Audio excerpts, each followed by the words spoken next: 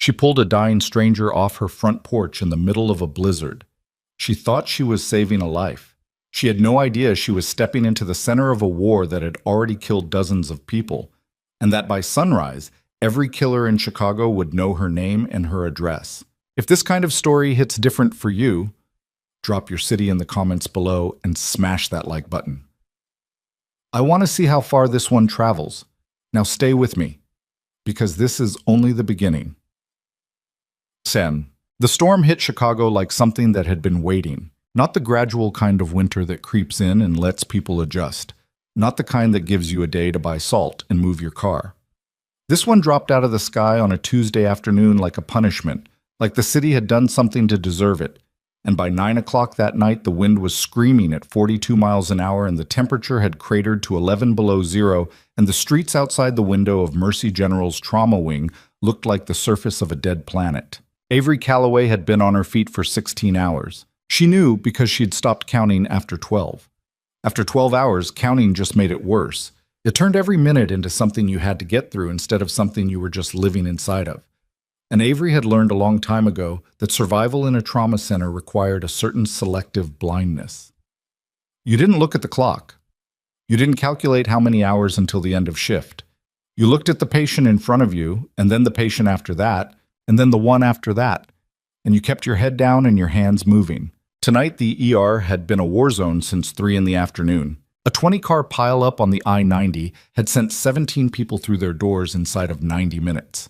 A 44-year-old construction foreman with a traumatic brain injury and a shattered pelvis. 2 teenagers from the same car who'd been thrown through the windshield because neither of them had been wearing a seatbelt. A pregnant woman 8 months along whose husband had driven them into the back of a snowplow at 40 miles an hour and walked away without a scratch while she coded twice on the table before they brought her back. Avery had been in the room for both of those codes. She'd also started 2 IVs on patients who blew every other vein, held the hand of an elderly man who'd broken his hip on an icy sidewalk, and kept asking her where his wife was.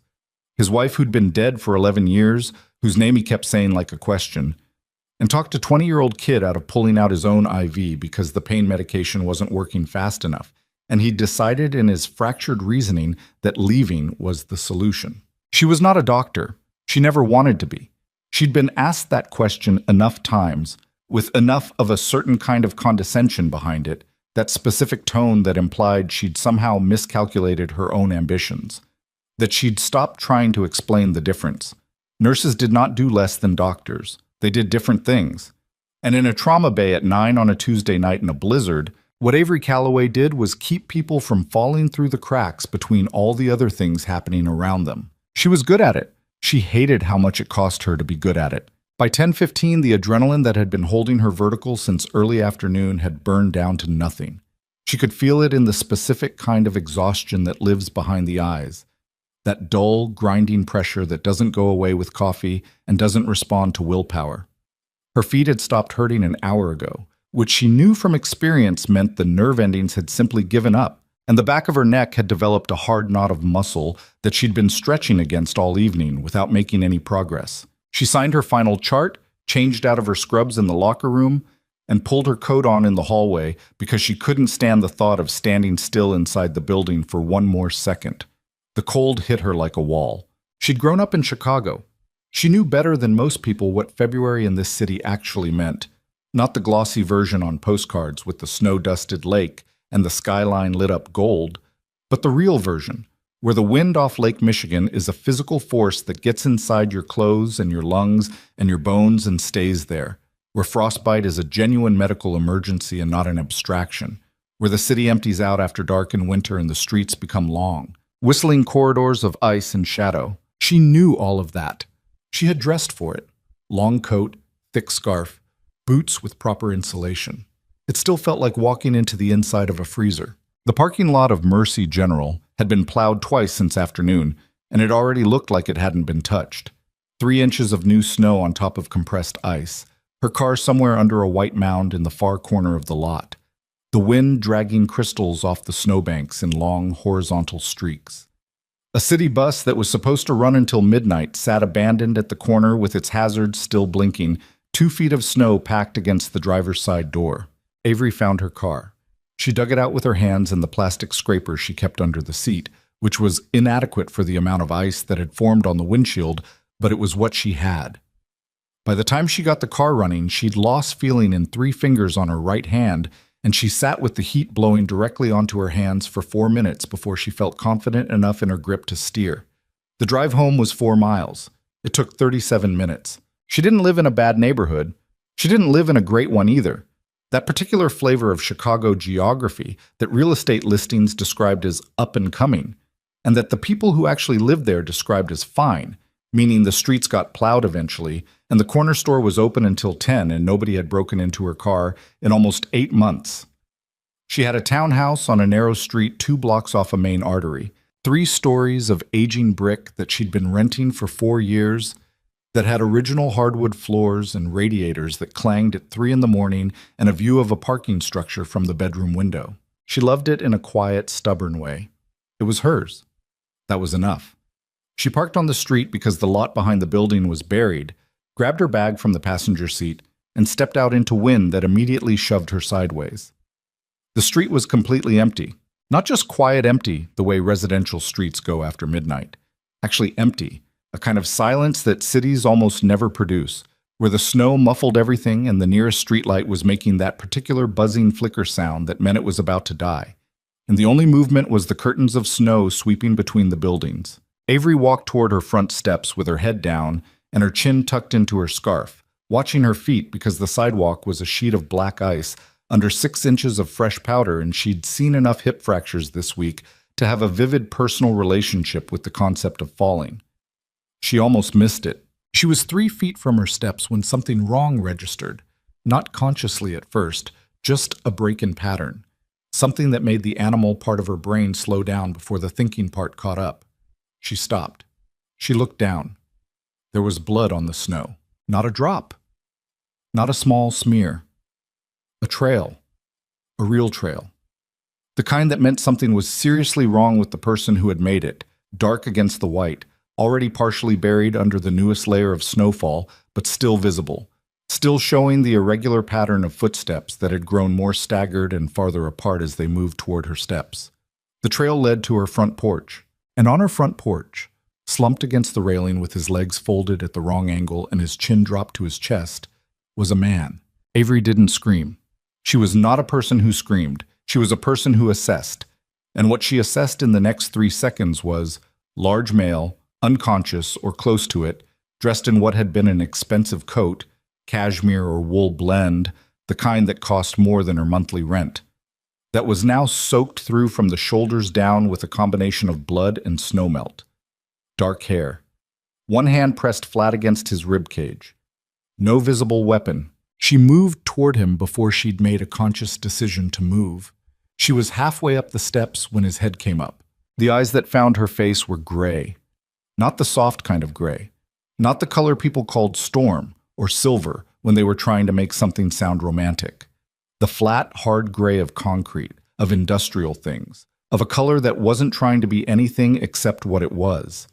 They were completely alert, which shouldn't have been possible given the amount of blood he'd lost. And they were aimed at her with a precision that made her stop moving. His hand came off his ribcage and locked around her wrist. The grip was wrong. It was too strong for a man who was bleeding out, the kind of grip you get from someone whose body has stopped following the rules, who is running on something past adrenaline, on pure cellular refusal to stop. No cops. His voice was low, almost conversational. No hospital. Then he was unconscious again. His hand didn't drop her wrist immediately. It relaxed in stages, the fingers going loose one at a time, and she stood on the steps for a moment with his hand still loosely circling her wrist and the snow falling around them both, and her brain performing several calculations simultaneously. She was a nurse. She had a legal and arguably moral obligation to call emergency services.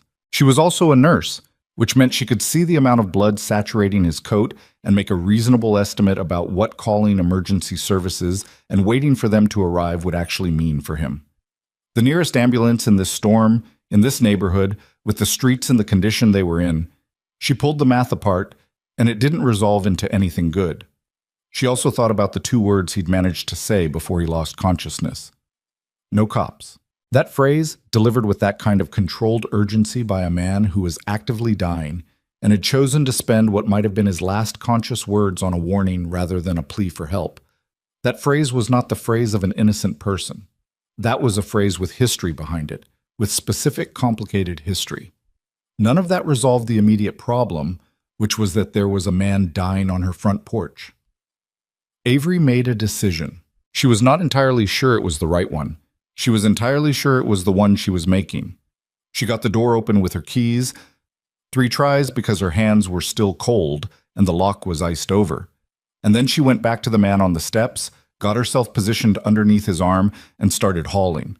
He was heavier than she'd expected, even accounting for his height and the waterlogged coat. Solid. Not the kind of lean that looks strong, the actual kind, the kind that lives in the shoulders and the back and the way a person carries their own weight. Getting him off the porch and through the door and across the hardwood of her entrance hall to the living room took 4 minutes and left her soaked with snow and breathing hard. And she had to stop twice because she lost her footing and once because he made a sound. Brief, involuntary, the sound of someone in serious pain who is trying not to make sounds.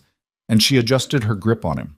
She got him onto her couch. She stepped back and looked at him for approximately 3 seconds. Then she went to work. She kept a medical kit under her bathroom sink that was significantly more serious than the standard first aid box.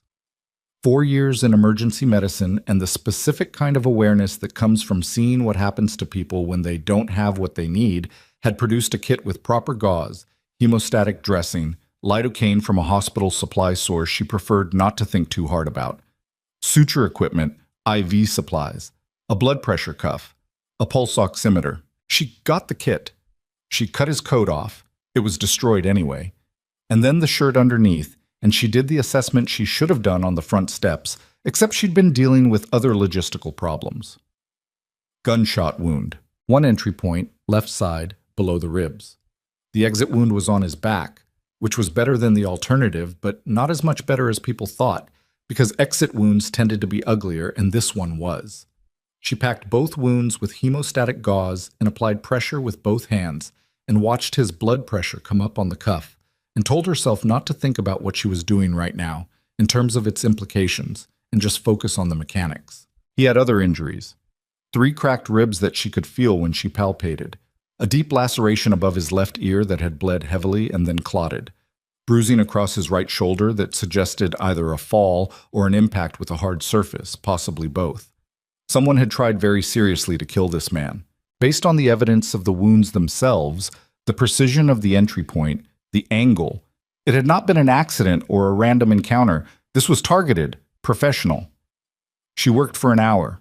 By the time she had him stabilized, wounds packed and dressed, IV in his arm, fluids running, blood pressure at something she was no longer immediately terrified by, she was shaking slightly from sustained adrenaline, and her back ached from bending over the couch at that angle. She washed her hands in the kitchen sink and stood there for a moment with the water running over her wrists, and looked out the window at the snow still coming down. Then she went back to the living room and started looking for identification. His coat was ruined beyond any usefulness, and the shirt she'd cut off him had no pockets.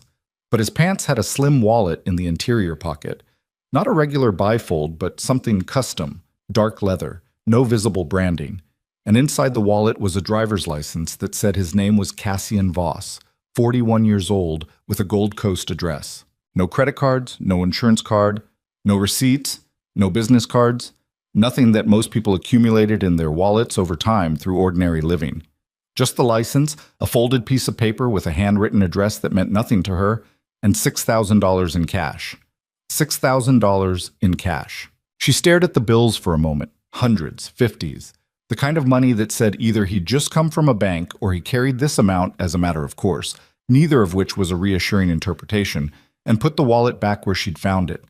She went to the kitchen and made coffee because she wasn't going to sleep regardless, and she needed something to do with her hands while she thought. The name Cassian Voss. She knew that name. She didn't know where from at first.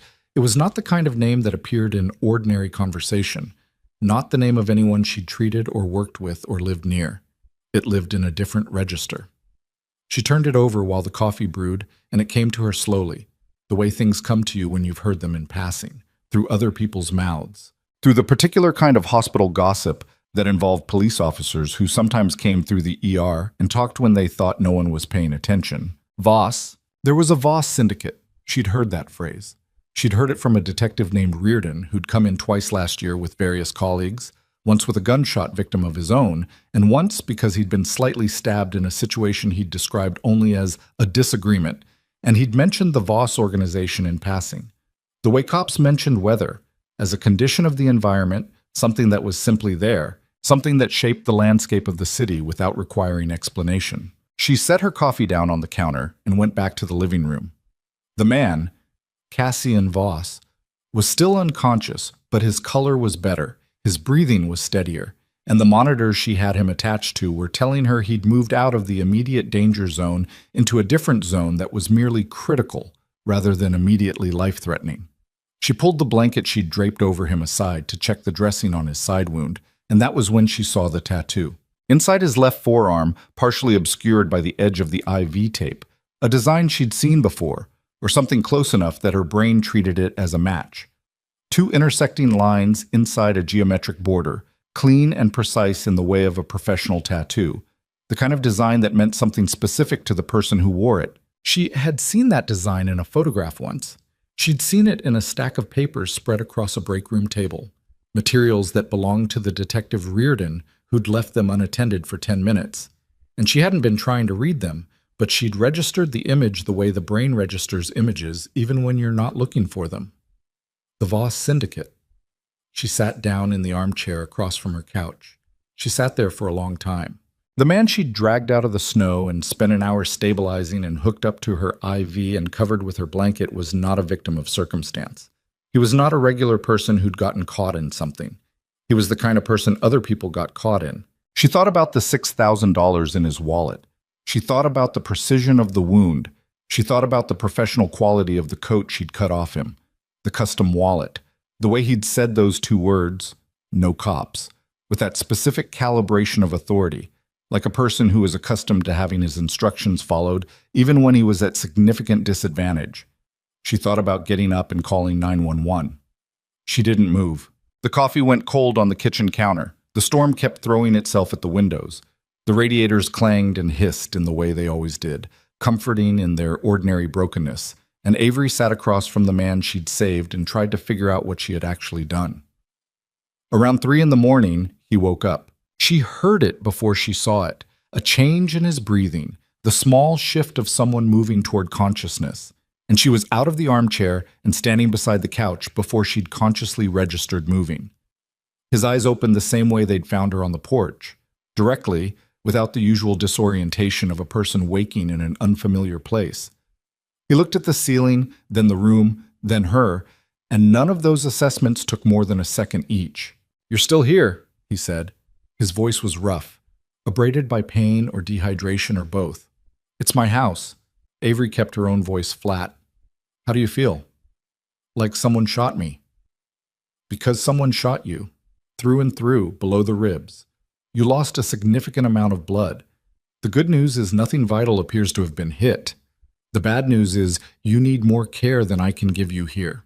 He looked at the IV in his arm, then at the dressings visible above the blanket line, then at the pulse oximeter on his finger. Something moved through his expression, not gratitude exactly, more like recalibration, like a man adjusting his understanding of a situation.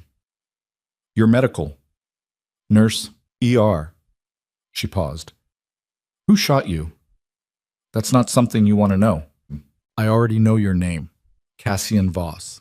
She watched his face carefully when she said it, watched for the tell that would tell her how seriously to take the next few seconds. What she got was stillness, absolute, practiced, the stillness of someone who had been surprised before and had learned to make surprise invisible. "I recognized the tattoo." A long moment. "How long has it been?" "Since you were conscious? About 5 hours. It's close to 3 in the morning."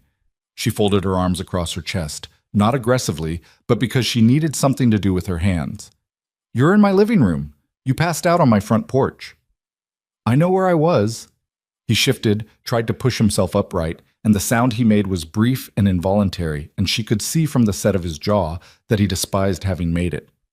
I was looking for somewhere to stop. You were looking for somewhere to bleed out. I was buying time.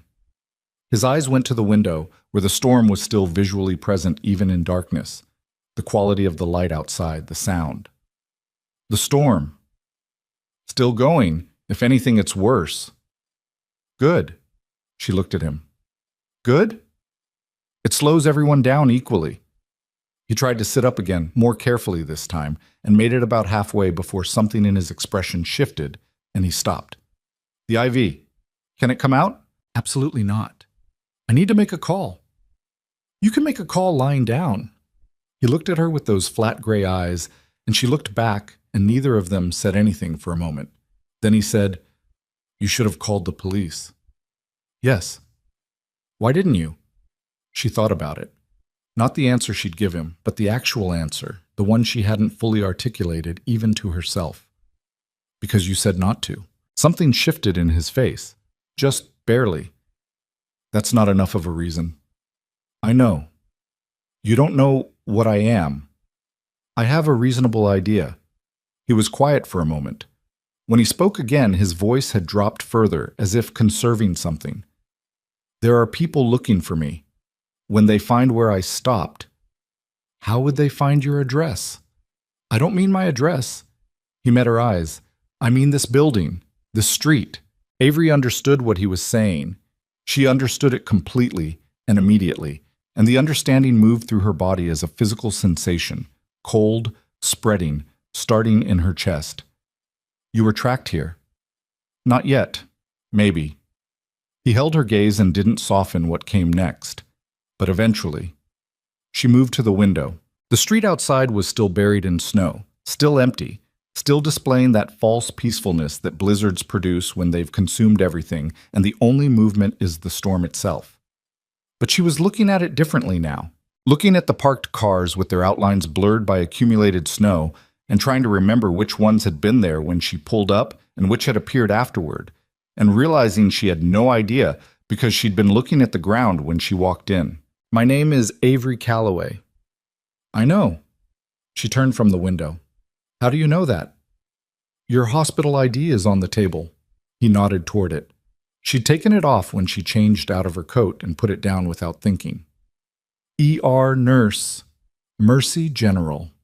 She looked at the ID and then at him and felt something that wasn't quite fear, more like the specific feeling of understanding that a situation is larger than you initially assessed it. There's coffee in the kitchen, she said. I'll heat it up, and then you're going to tell me what's actually happening.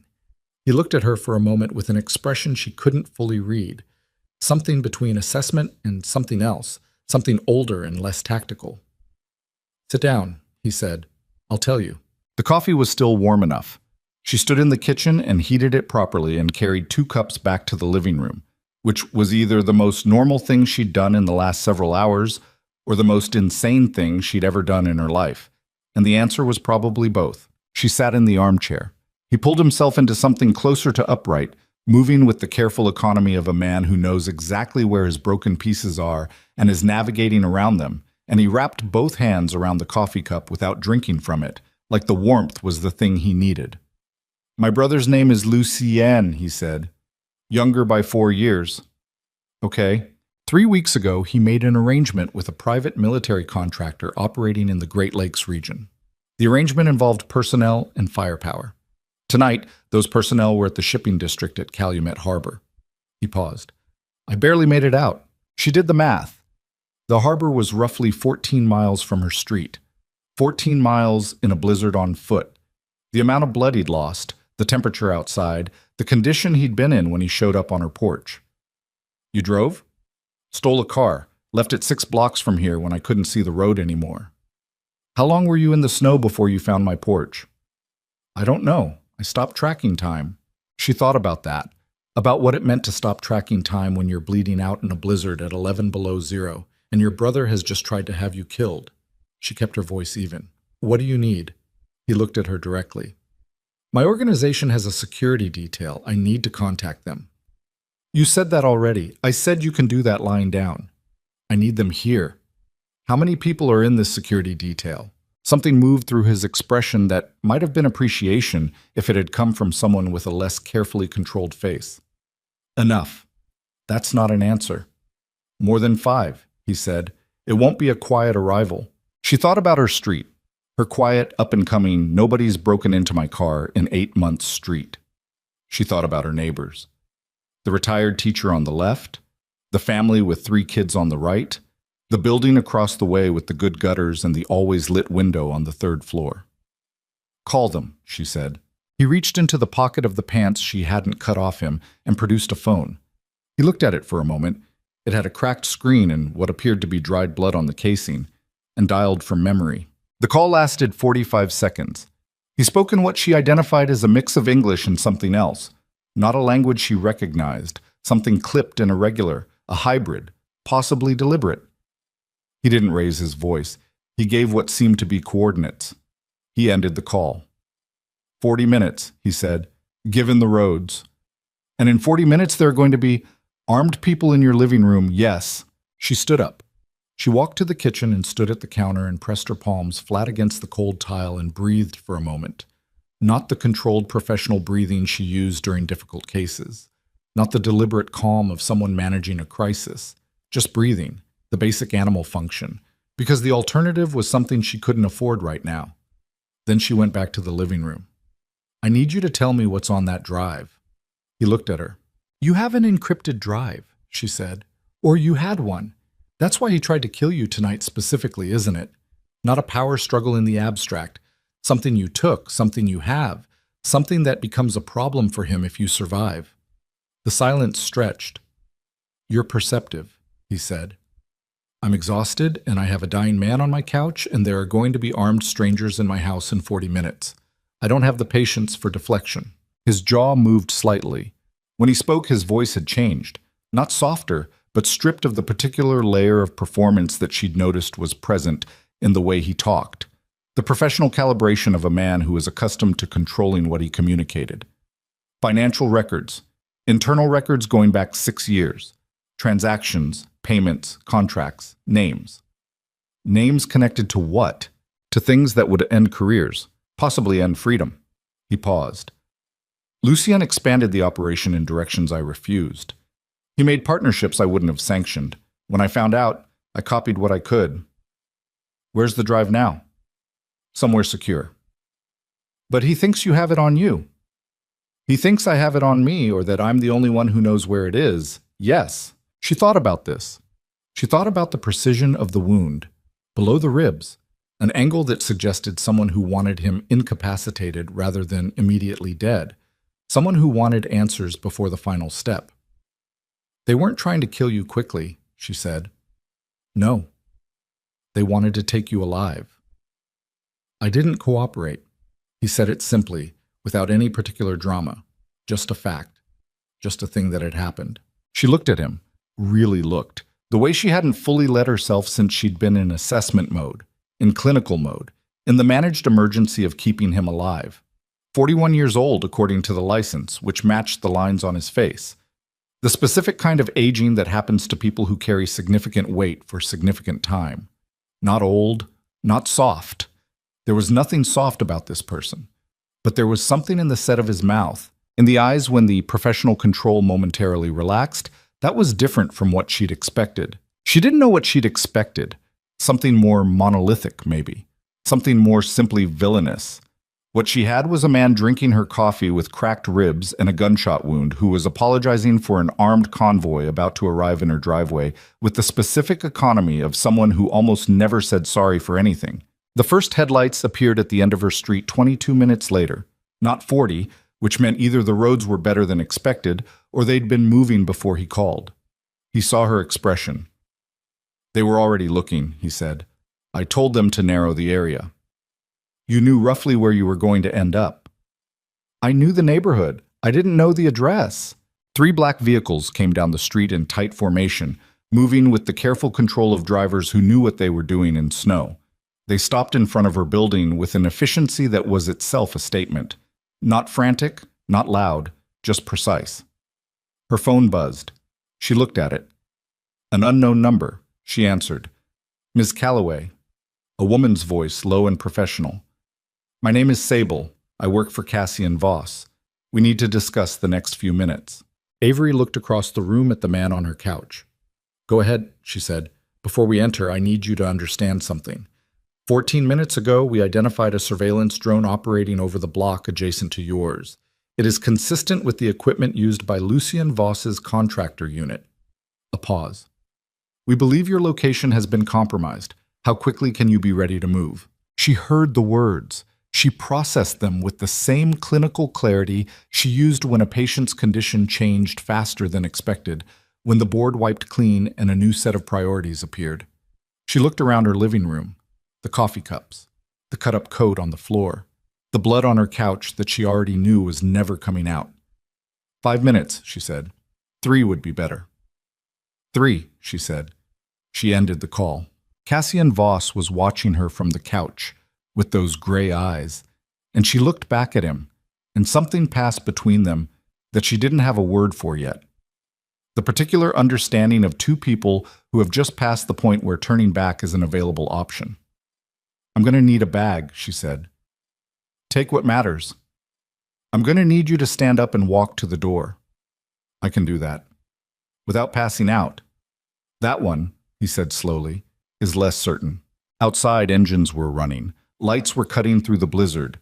And somewhere 4 blocks away, a drone was transmitting her address to people who had tried once tonight to take a man alive and failed, which meant they were going to try harder the next time. And she was now standing in the room where he'd last been. Avery went upstairs to pack a bag. She had no idea where she was going. She had no idea how long she'd be gone. She had no idea as she pulled a bag from her closet and started choosing what to take from a life she'd spent years carefully building, that the quiet, exhausting, irreplaceable life she was packing away in 3 minutes would never be fully hers again, that the stranger she'd dragged in from the snow had not been the end of something dangerous arriving at her door. He had been the beginning. She zipped the bag. She went downstairs. Cassian Voss was on his feet, barely, one hand braced against the wall, his face stripped down to something rawer than strategy. The door opened, and the night swallowed them whole. The vehicle was a blacked-out Suburban with reinforced doors and tinted glass so dark it turned the world outside into a smear of moving shadow, and Avery sat in the middle seat with her bag between her feet and her shoulder pressed against the cold window and tried to count her own breaths. 4 in the vehicle with her. Driver, a man who hadn't given his name and hadn't been asked for it. Broad across the back, military short hair, hands on the wheel with the stillness of someone who'd driven in worse conditions than this and considered it unremarkable. Front passenger, a woman who'd introduced herself only as Sable on the phone and in person turned out to be exactly what her voice had suggested. Late 30s, angular face, a quality of attention that swept a room the way a scanner sweeps a document, taking everything in and registering it without visible reaction. And 2 more in the back, behind Avery, whose name she didn't know, and whose presence she felt as a specific kind of pressure between her shoulder blades. Cassian Voss was in the vehicle ahead of hers. That had been Sable's arrangement, and Avery had understood the logic without being told. Separate him from her, keep the primary asset contained, treat the nurse as a secondary variable that required management rather than protection. She had not protested the arrangement. She wasn't sure she had the standing to protest anything right now. She watched her street disappear through the back window. There was a light on in the 3rd floor of the building across from hers, the always lit window, the one she'd looked at for 4 years without knowing who was behind it. It was still on as the convoy pulled away, steady and orange and ordinary, and she watched it until the corner took it out of sight, and then there was nothing to watch except the storm. The blizzard had not eased. If anything, the visibility was worse than it had been when she'd driven home. The wind had picked up again and was throwing sheets of snow horizontally across the headlights, and the streets they moved through had the abandoned quality of a city that had simply decided to wait the weather out and deal with whatever was left afterward. No other cars, no pedestrians, just the 3 vehicles moving in formation through the whiteout, and the particular silence of a car full of people who are all thinking harder than they are speaking. Sable turned from the front seat. "You're a trauma nurse," she said. It wasn't a question. "Yes." 4 years at Mercy General. Before that, Cook County. Avery looked at her. You ran my name in the last 20 minutes. I ran your name when Cassian called. Standard protocol. Sable's voice carried no apology for this. No criminal record, no financial irregularities, one dismissed traffic citation from 3 years ago. The light was yellow. They usually are. Sable held her gaze with that flat, comprehensive attention. You have no connection to the organization. Correct. No connection to any affiliated organization. Also correct. So when you saw the tattoo, you stayed anyway. Avery turned back to the window. I was already in it. He was on my couch. People extract themselves from situations like that all the time. Call the police. Tell them you found him outside. Step back. You chose not to. Are you asking me why, or are you telling me you already know why? Something shifted in Sable's expression. The faintest recalibration. The kind that comes from having a person perform slightly differently than the model you built for them. I'm establishing what you understand about your current position. I understand my current position fine, Avery kept her voice level. I treated a gunshot wound without reporting it. I assisted in the departure of a person of interest from a potential crime scene. I am currently in a vehicle with armed individuals whose legal status I'm choosing not to examine too carefully. My position is complicated. Yes. And I'm guessing you're about to tell me that making it uncomplicated by going back is no longer an option. The drone that was surveilling your block transmitted approximately 4 minutes of footage before we jammed the signal. In that footage, you are visible assisting Cassian into the vehicle. Sable let that settle. Lucien's people now have your face, your address, your employer. The words landed with a specific physical weight. Avery felt it in her stomach. Not panic, which was a hot feeling, but something colder and heavier. The particular sensation of a door closing. So I can't go back. Not tonight. And tomorrow? Sable's silence was its own answer. They drove for another 20 minutes without speaking. The city thinned around them, the density of buildings giving way to wider streets. The kind of industrial geography that exists at the edges of major cities, warehouses and freight yards and long, featureless structures whose purpose wasn't advertised. Eventually, they turned through a gate that opened as they approached and closed immediately behind the convoy, and the vehicles pulled into a covered structure that smelled of concrete and machine oil, and the particular cold of a large space that was heated only enough to keep equipment from freezing. Avery got out. The structure was a converted freight depot. She could see the bones of what it had been in the ceiling height and the loading dock doors along the far wall. Now it held vehicles, equipment she didn't look at too carefully, and a cluster of people who moved with the coordinated purposefulness of a security operation that had been running on high alert for hours. Cassian was already out of the lead vehicle. He was standing against the side of the Suburban with his jaw set and his hand pressed against his ribs in the way she recognized. Not clutching, not demonstrating pain, just applying counterpressure, the way a person does when they're managing discomfort through awareness rather than medication. He was upright, and he was doing it under his own power, which meant he was exceeding what she'd have predicted for someone in his condition, which told her something about what he was running on. He looked at her across the space, and something passed between them.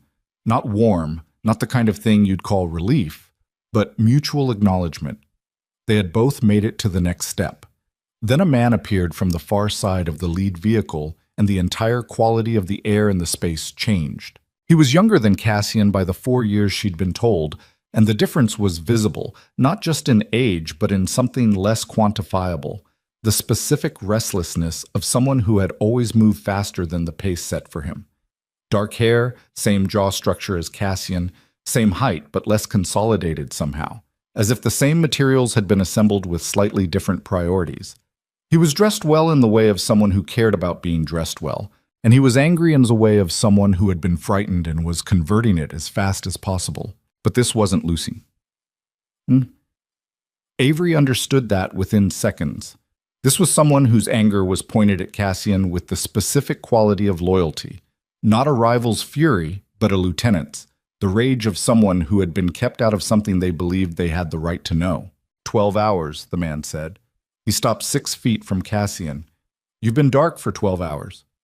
We found the car. We found the blood on the road. We had people on the ground at Calumet for 9 hours before we... Declan. Cassian's voice was quiet. Don't. Declan's voice cut across him, and it was raw in a way that surprised Avery. Genuinely raw. not performed. Don't do the voice. I've been pulling bodies out of the harbor all night trying to figure out if one of them was you. A silence. I'm alive, Cassian said. Obviously. Declan's jaw was working. He was somewhere between 28 and 32, Avery estimated, and he was fighting to hold something together in his face that badly wanted to come apart. 37 people, Cassian. 37 from our side. 8 of them I've known since I was a kid. He stopped, swallowed. He had people on the inside. 2 of them were with us for 3 years. I know. How long did you know about the inside people? The question hit the space like something thrown. Cassian didn't flinch, but Avery saw the thing in his expression, the slight tightening, the fractional pause before answer. I had suspicions, not certainties. Suspicions. Declan repeated the word slowly, like he was examining it from every angle and finding it insufficient from all of them. 37 people. Yes. And the suspicions didn't feel like something worth mentioning. If I'd moved on suspicion and been wrong, I'd have purged loyalists and handed Lucian the internal chaos he needed to move without resistance. Cassian held his ground. His voice stayed even. It was a calculation. It was a bad one. Yes. And that came out differently. No performance to it, no justification layered underneath. Just the flat acknowledgement of a man who knew the weight of what he was carrying. It was. Declan looked at him for a long moment. Then he looked at Avery with the particular expression of someone noticing something they'd been too agitated to register. Who is this? Her name is Avery Calloway. She's the reason I'm standing here. Declan looked at her. Really looked. The kind of assessment that strips context away and tries to see what's actually present. She stood still for it because there was nothing else to do. Nurse, he said after a moment. Hands. She almost asked what he meant, then understood. He'd seen the way she was standing, the way her hands were positioned, some echo of clinical habit in her posture. Trauma nurse, yes. You pulled that bullet? Through and through. I packed and dressed it. In what conditions? My living room, medical kit from under my bathroom sink. Something moved in his expression. Not warmth, something more grudging than warmth, the specific reluctant respect of someone recalibrating. He turned back to Cassian. We need to move you to the secure medical facility. Your ribs, after the briefing. The briefing can wait until... The briefing, Cassian said, cannot wait. Declan looked at him for a long moment with that raw, barely contained energy. Then he turned and walked toward the interior of the depot without another word. Cassian followed him. Avery stood for a moment beside the Suburban with Sable a few feet away, watching the 2 men walk into the lit interior of the space, and she thought about what she'd just witnessed. Not the argument itself, but the specific texture of it, what it revealed about the man she'd pulled off her porch. The calculation he'd described. The acknowledgement of failure that had come without evasion. She didn't know what to do with it yet. There's a room where you can wait, Sable said. I'd rather hear the briefing. Sable looked at her. I'm in this, Avery said. Completely and not by choice. I'd rather know what I'm in than wait in a room while other people decide things about my situation. Another one of those fractional recalibrations. Then Sable nodded once, briefly, and walked toward the interior. Avery followed. The briefing room was a converted office, metal desk and folding chairs, and a monitor showing a map of Chicago's South Side with various points marked in red. And there were 4 other people in it besides Cassian and Declan, faces she didn't know, people who looked at her when she came in with the controlled neutrality of trained professionals assessing an anomaly. She sat against the wall, out of the way. She was not invited to sit there. She also wasn't told not to. Declan drove the briefing with the kinetic efficiency of someone who processed information by moving through it quickly. The attack at Calumet Harbor had involved 46 hostile personnel. The Voss organization's security presence at the harbor had been 31 people. Of those, 22 were confirmed dead, 6 unaccounted for, 3 in custody at a secure location with injuries. The 2 identified inside operatives had been removed from the field. Declan's phrasing was spare about what that meant, and Avery chose not to press it internally.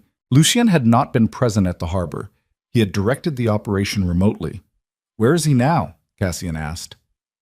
The Gold Coast property went dark 4 hours ago. We have 3 possible secondaries. Declan tapped the map. Here, here, and here. Confidence on the first is 60%, the others lower. And the contractor unit? Restructuring after the engagement. They took losses too. We estimate 12 to 18 hours before they're operational again at full capacity. Declan paused. That's the window. It's not enough time. It's what we have. Cassian was looking at the map with an expression that Avery had started to recognize. The specific inward quality of someone running through scenarios, costs, outcomes, rejecting and accepting in rapid internal sequence. What's the status of the drive? Secure. Kenji has it at the secondary location. Lucien doesn't know about Kenji. As far as we can determine. As far as we can determine, Cassian repeated, and the echo was deliberate. He was flagging the qualifier, holding it up to the light, because inside operations had already cost 37 people tonight, and qualified certainty was not the same as certainty. Who else knew about the drive's existence? Silence in the room. Avery watched the faces. One of the 4 people she didn't know shifted weight from one foot to the other, barely, fractional, and she noted it the way she noted small changes in patients, not as a conclusion but as data.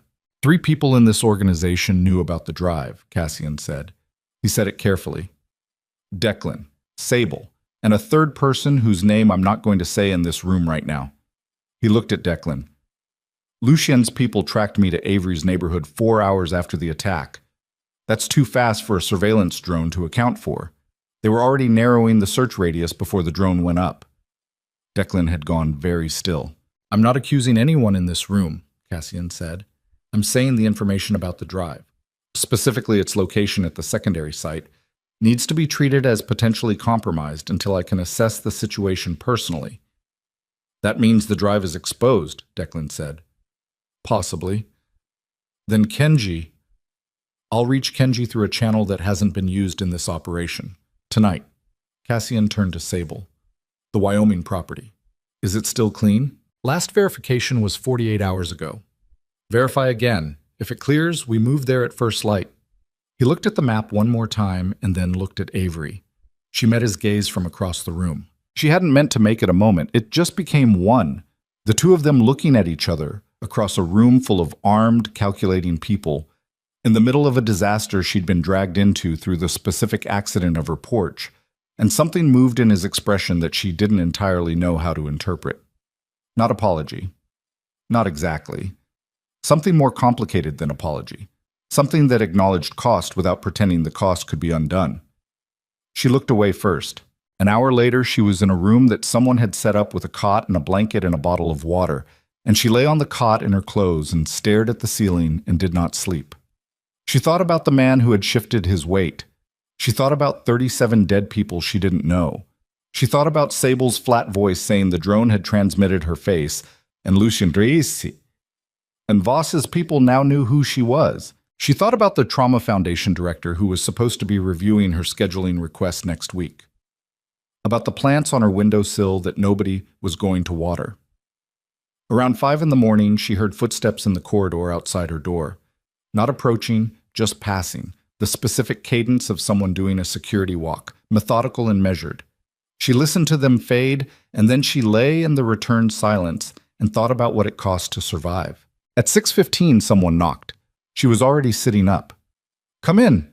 It was Cassian. He looked worse in the industrial lighting than he had in the dimmer warmth of her living room. The pallor more visible, the effort of being upright more honestly registered on his face.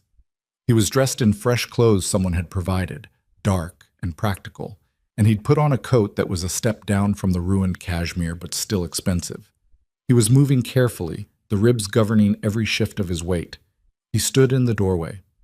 We leave in 40 minutes. Okay. He didn't leave. She looked at him. What? You should be angry, he said. I am angry. You're being very controlled about it. I work in emergency medicine. I'm always angry about something, and I'm usually controlled about it. She held his gaze. Why are you here? You could have sent Sable. He came into the room. He leaned against the wall because standing without support was costing him something he was running low on.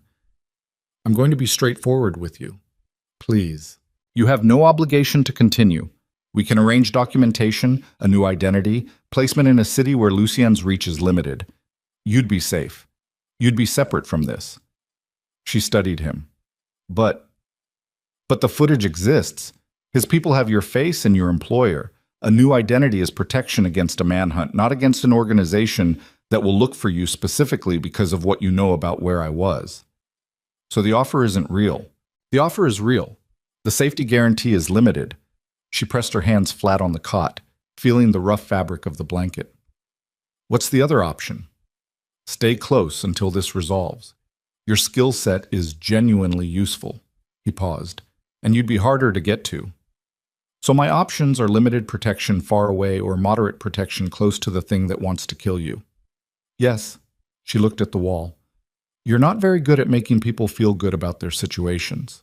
I've been told. She stood up. She picked up her bag. What time does the flight leave? Something in his jaw released. Barely, but she was watching carefully enough to see it.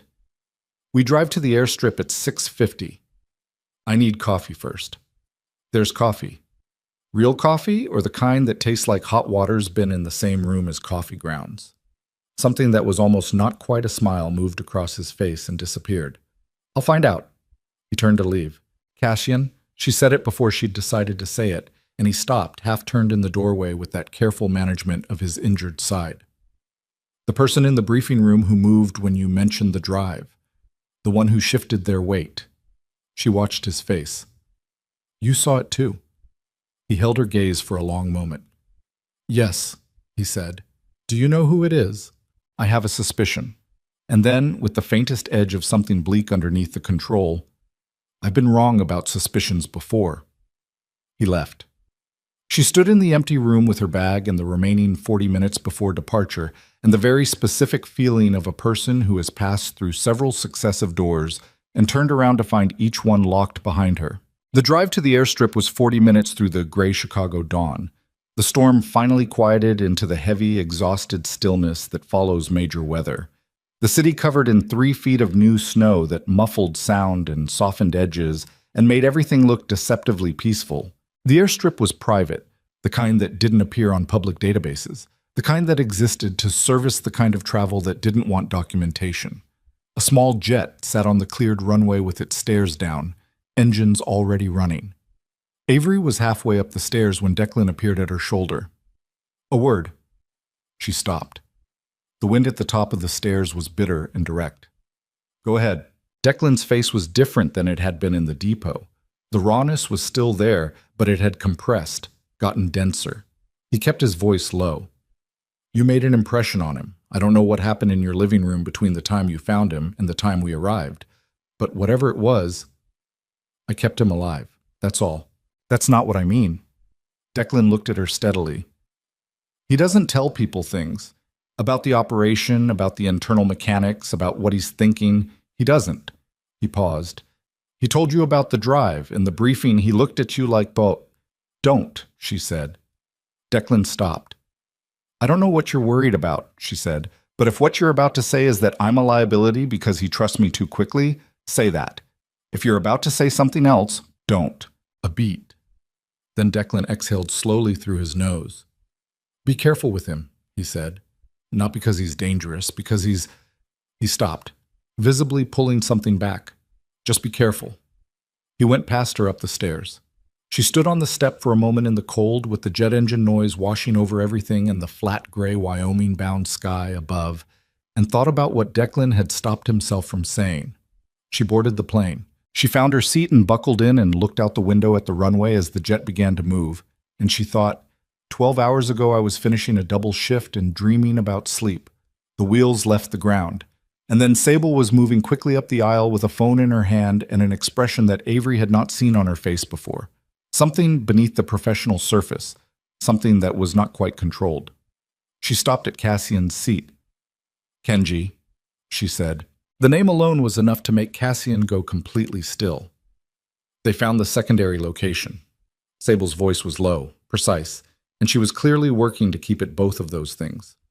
40 minutes ago, Kenji is... She stopped. Kenji is gone. And the drive was gone. Cassian's face did something complicated and then went entirely still, and the stillness was worse than whatever the something complicated had been. Without the drive, there was no evidence. Without the evidence, there was no case. Without the case, there was nothing standing between Lucian Voss and complete control of an organization that had just demonstrated it could. The words hung in the recycled air of the cabin like smoke that wouldn't clear. Sable said them again, quieter, as if volume had been the problem the first time. The drive is gone. Cassian didn't move.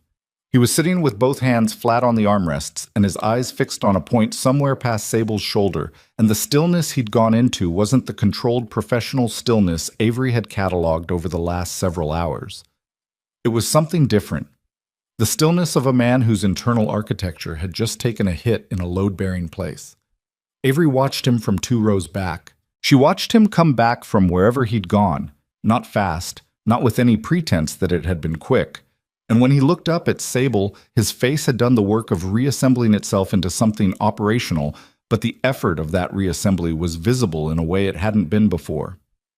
"Kenji?" he said, just the name. The question inside it was clear enough. Sable's jaw moved once. "We don't have confirmation of status. The location was burned. Our contact in the area says the structure is gone. Accelerant fire, which means it was deliberate and fast. Nobody was found inside." "Nobody was found inside," Cassian repeated, "which means either Kenji moved before they arrived or they moved the body." He said it without inflection, without the softening that most people apply to that particular sentence. Just the fact, laid flat. "How long between my call to Kenji and the time the location went dark?" "Approximately 90 minutes. 90 minutes. Avery did the math without meaning to. The briefing in the depot, the departure preparation, the drive to the airstrip. 90 minutes was a tight window. Tight enough to mean that whoever had moved on the secondary location had been ready to move before Cassian's call to Kenji had even gone through. They hadn't been responding to the call. They'd already known. She saw the same calculation move through Cassian's face and resolve into the same place it had resolved in hers. Declan was standing at the front of the cabin. He had his back to the cockpit door and his arms crossed, and he was very carefully not looking at anyone in particular, which was its own kind of looking. "The call to Kenji," Cassian said. He was still speaking to Sable, but his eyes had moved. "What channel?" "The secondary protocol. The one that—" Sable stopped. She turned her head slightly, following the direction of Cassian's gaze. "The one that 3 people in the organization knew about," Cassian said. The cabin went quiet in the specific way of a small space where everyone has stopped pretending they're not listening. Declan unfolded his arms. "Don't. I'm not accusing you. You're looking at me. I'm looking at the front of the cabin because that's where you're standing." Cassian's voice was flat and careful and entirely without heat, which was somehow worse than anger would have been. "The secondary protocol channel. Who accessed it in the last 24 hours? I need that log." "I can pull it," Sable said. "Pull it now." She moved to the back of the cabin with her phone. Declan stayed at the front. The jet was climbing, the ground falling away through the windows into the white expanse of the storm's aftermath. And Avery sat in her seat and felt the pressure of the altitude change in her ears and watched the space between the 2 men with the specific attention of someone who had learned to read a room from the particular angle of human damage. It took Sable 4 minutes. She came back up the aisle and stood beside Cassian and showed him the phone screen. He looked at it for a long time. His face did not change. Then he looked up at the front of the cabin. "Declan," he said, "come here." Declan walked down the aisle with the controlled stride of a man walking toward something he's already decided he's going to walk toward. He stopped beside Cassian's seat. Cassian held the phone up so he could see the screen. Declan looked at it. Something happened in his face. Not guilt, not the collapse of a person caught. Something more complicated and in some ways worse. Recognition. The specific recognition of a person seeing something they already knew was coming. "That's not what it looks like," he said. "Tell me what it looks like." "It looks like I accessed the secondary channel at 2:14 this morning." Declan's voice was tight, compressed. "I did access it. I'm not going to pretend I didn't." "Why?" "Because I was trying to reach Kenji myself. Before you did. Before the briefing." He held Cassian's gaze and didn't blink and didn't shift his weight this time, stood completely still in a way that was its own kind of statement. I found out about the drive 3 weeks ago. Not from you. I found out because Kenji told me. Because Kenji was scared and needed someone to talk to, and I was the person he called. The silence in the cabin had gone very dense. You knew about the drive, Cassian said. Yes. For 3 weeks. Yes. And you didn't tell me you knew. Declan's jaw worked. I was waiting to see if you'd tell me yourself. He stopped. Something cracked open briefly in his expression and then sealed again. You didn't. You kept it from me the same way you kept the suspicions about the inside operatives, the same way you keep everything. Calculated, controlled, alone. So yes, I went around you. I reached out to Kenji directly to make sure he knew to move if things went wrong at the harbor. His voice had developed an edge that was not anger exactly, but the thing that precedes anger, when anger has been running underneath for a long time. Things went wrong at the harbor. I tried to warn him. Apparently I was too late, or someone was watching the channel, or both. Or your call to Kenji is what flagged the location. The words hit Declan like something physical. He absorbed them without stepping back, but the absorption was visible. You think I led them to Kenji? I think the timeline fits. I think you're looking for a reason to make this my fault, because the alternative is that your own security protocol was already compromised before I touched it. Declan's voice had gone from compressed to something raw. I think you've been so careful for so long about who you trust that you've forgotten the difference between caution and isolation, and I think that's going to kill people faster than any leak. Cassian looked at him for a long moment. Sit down, he said. I'm not Declan. And the name came out differently than the rest of it. Not a command, not the orchestrated flatness. Something older. Something that had been there a long time. Sit down. Declan sat down. He sat in the seat across the aisle from Cassian, and he put his elbows on his knees and dropped his head for a moment. And when he came back up, the rawness was still there, but it had changed shape, become something less combative and more exhausted.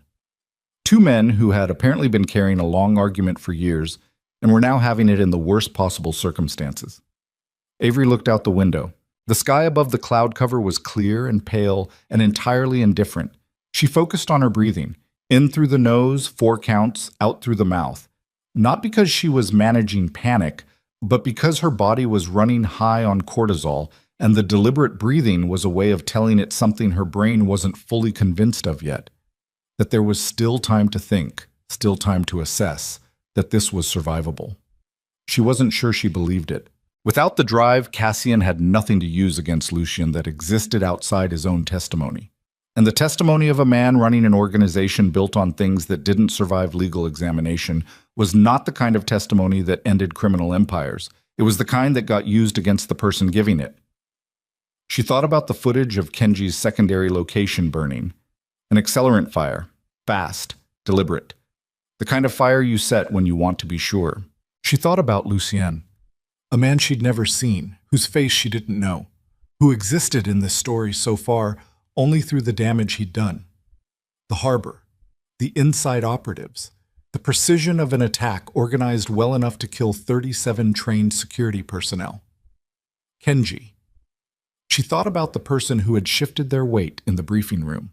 It hadn't been Declan. She turned back to the front of the cabin. It wasn't Declan, she said. Both men looked at her. She hadn't entirely planned to say it out loud, but it was there, and it was true.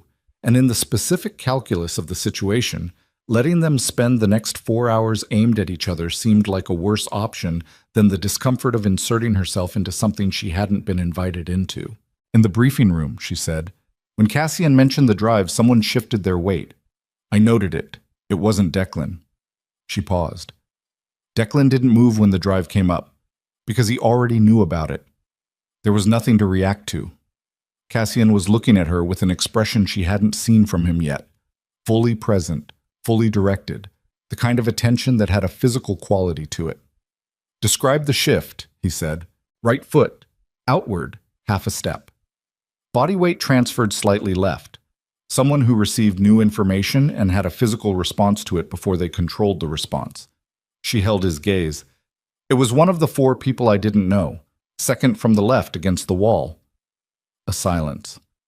Cassian looked at Sable. Sable's face had gone very still in the way it went still when she was processing something at speed. "That would be Mercer," she said. Henrik Mercer. He's been with the security division for how long?" 2 years. He came from the Harlan operation before it folded." "The Harlan operation," Cassian said slowly, "which folded because Lucien absorbed it." The sentence finished itself. Declan had his eyes closed. Not in denial, in the specific expression of a person adding numbers and getting a sum they'd hoped not to reach. "Mercer was in the convoy last night," he said. "He was in the advance vehicle." "Which put him at the depot when I called Kenji," Cassian said. "Which means he could have monitored the secondary channel call through the depot's communication system if he had access credentials." "He had access credentials," Sable said. "All senior security personnel do." The jet leveled off. The engine noise settled into its cruising register, steady and indifferent. Outside the windows, the cloud layer had given way to a long stretch of empty white landscape far below. The flatlands of the Midwest from altitude, featureless and cold. "Is Mercer on this plane?" Avery asked. The question landed in the space between Sable and Cassian like a dropped stone. "No," Sable said. "He was in the third vehicle. He's at the depot." "Then he's going to know we've identified him in approximately..." Avery looked at her watch. "However long it takes him to realize Sable has pulled the communication log, and the log shows his access." "He'll run," Declan said. "Or he'll report in," Cassian said, "which is worse." "What does he know about Wyoming?" Another silence. This one had a different quality. Heavier, more specific. The silence of an answer that nobody wanted to be the one to say. "He was present at the security review for the Wyoming property," Sable said, 6 weeks ago. "Standard protocol for senior personnel when a safe location is being prepared for potential use. The Wyoming property. The one they were currently flying toward, the one that had last verified clean 48 hours ago. The one that was their only remaining viable secure location. The one Henrik Mercer knew about." Avery felt the information settle into her body the way bad news settles, starting in the chest, moving outward. She thought about the jet they were on, the airstrip they were heading toward, the mountain estate waiting in the Wyoming snow. She thought about a man sitting in a depot in Chicago right now, watching a communication log and understanding what it meant that it had been pulled. "We need to abort," she said. Cassian looked at her. "If he reports the Wyoming location before we land, we're flying into a prepared position." She kept her voice level and clinical, the voice she used when a patient's condition was deteriorating faster than the plan accounted for. "We need to either change destination or accept that we're walking into something that knows we're coming." "Changing destination requires an alternative, Suck," Cassian said. "Do you have one?" The pause before his answer was its own answer. They had nothing left. No drive. No Kenji. No secure location that hadn't been touched by Mercer's knowledge. The organization had been gutted from within by people Lucien had placed over years, and the only thing Cassian had left was a jet full of people he could no longer be entirely certain about, and a set of injuries that were going to stop cooperating with his willpower sometime in the next several hours. Avery sat with that reality for a moment. Then she said, "The drive." Cassian looked at her. "You said the financial records go back 6 years. You said they cover transactions, payments, contracts, names." She leaned forward slightly. "You're the one who copied them. You spent 6 years inside the organization building the case for those records. You know what's in them. Knowing what's in them isn't the same as having them." "No, but it's a start." She held his gaze. "What do you remember?" Something moved in his face. "You want me to reconstruct from memory what's on an encrypted drive that no longer exists," he said. "I want to know what we have without the drive. I want to know if there's anything that exists outside that drive. Anything that corroborates what you know, anything that's already in the world and just needs someone to point at it." She paused. "Because right now, you have a plane full of people, a compromised destination, a mole who's either running or calling in, and no evidence. If we land in Wyoming with nothing, we're just targets." The cabin was very quiet. Declan was watching Cassian with an expression that was impossible to read entirely. Part assessment, part something older. The specific attention of someone who has watched a person for a long time and is watching them now at what might be a turning point. Cassian was quiet for 30 seconds. Then he said, "There's a banker." Avery waited. His name is Aldrich Pruess. He runs private wealth management through a shell structure based in Vienna, but physically operating out of a building in the near North Side. He processed the financial transfers for Lucian's trafficking partnership for 18 months before I found out about it. He paused. Pruess is not loyal to Lucian. He's loyal to his own survival. If Lucian's operation collapses, Pruess is exposed. Everything he processed becomes evidence against him as an accessory. He has copies of his own records. He's kept them as insurance. You know this. I've known it for 8 months, and you didn't use it. I was waiting until I had everything, until I could move on Lucian and Pruess simultaneously so neither could warn the other. He said it without defensiveness, just the logic of it, laid out clean. The drive was supposed to be the foundation. Pruess's records were the structure on top. But Pruess's records still exist. If he hasn't destroyed them, would he destroy them? A beat. Not unless someone told him to. Has anyone told him to? Cassian looked at Sable. Sable checked something on her phone with rapid, precise movements. No communication flagged between Lucian's network and any contact associated with Pruess in the last 24 hours. Then the records still exist, Avery said. Getting to Pruess requires going back into Chicago, Cassian said, or getting him out. Either way, it requires someone he doesn't know is connected to me, because the moment Lucian's network sees a known associate approaching Pruess, then it needs to be someone Lucian doesn't have in his database, Avery said. The sentence finished itself a second time in the same hour. They both knew what she'd just said. They both knew what it meant. She could see in his face that he knew, and she could see that he was going to try to find another option, and she could see from the way his jaw moved and then stilled that he wasn't finding one. "No," he said. "I'm already in this. This is different. You said my skill set was useful." Her voice came out steadier than she expected. Approaching a private banker for a conversation is not a combat situation. It's a conversation. I'm a civilian with no known connections to your organization. If Lucien's network is monitoring Pruess, they're looking for your people, not for an ER nurse from the North Side. They have your face. They have footage of me helping you into a vehicle. They know I exist. They don't know what I look like in a different context, in different clothes, walking into a building that has nothing to do with you. Cassian looked at her for a long time. Declan said nothing. Sable said nothing. The jet moved through the pale sky, and somewhere far below, Henrik Mercer was either running or calling in, and either way, the Wyoming property was now a question mark sitting at the end of their trajectory. If we divert, Sable said carefully, we need to file a new flight plan within the next 18 minutes, or the deviation triggers monitoring. Divert to where? Declan asked. Nobody answered. Avery held Cassian's gaze and didn't look away and didn't soften what was in her face, because she was past the point of softening things for anyone, including herself. She was an ER nurse who'd been awake for over 24 hours and had treated a gunshot wound in her living room and evacuated her home in 3 minutes, and was now flying toward a compromised safe location on a plane that had been carrying a mole 6 hours ago. She was past the point where gentle presentation changed anything. "Make the call," she said. Cassian looked at her for one more moment, something in his eyes that she still didn't have a full word for, something that lived in the space between calculation and something more human than calculation. And then he looked at Sable. "Divert," he said. "Milwaukee Executive Airport. We need a vehicle and a clean safe house within 2 miles of the near north side of Chicago." He paused. "And I need someone to tell me that Mercer hasn't made a call in the last 10 minutes. Sable was already moving. Declan stood and walked to the front of the cabin and stood there with his back to everyone, looking out the cockpit-adjacent window at the pale sky ahead. And Avery could see from the set of his shoulders that he was doing the same thing she was, running the math, looking at what was left, trying to find a configuration of the remaining pieces that produced a viable outcome. The math was not generous. No drive, no Kenji. Wyoming burned before they'd landed. One banker in Chicago who might have records and might destroy them the moment he got scared. A mole in the organization who was either running or talking.